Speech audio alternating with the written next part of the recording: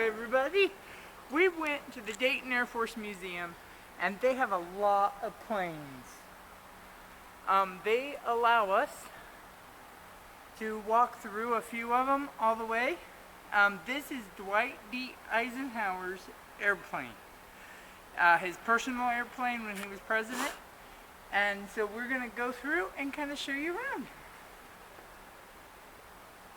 So this plane was in '61, I believe, but you got the communications, you got a little cockpit in there where they would fly the plane.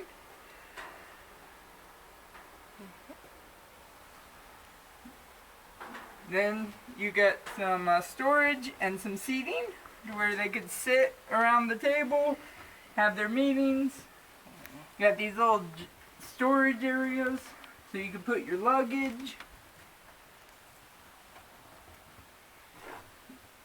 Some more seating areas so they could travel around and do whatever the president needed to do that Eisenhower wanted to do.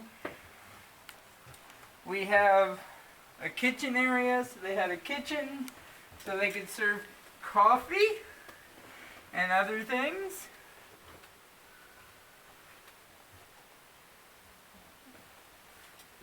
Some good storage areas. You even had a restroom facility, so you didn't have to land if you had to go pee.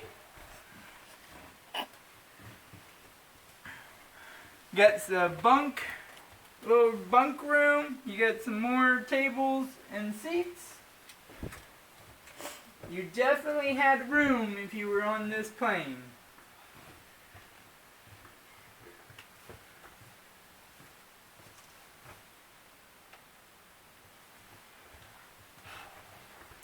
And then of course we have telephones. You could communicate with other people on the plane. You could communicate with the ground. We had a little projector thing so you could see video. This was a 16mm film projector that was transferred from Andrews Air Force Base onto the plane.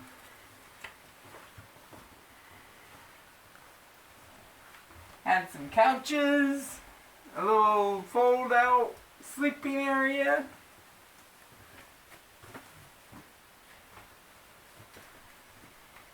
Then we had some more storage, and you had another like bathroom area thing in the back.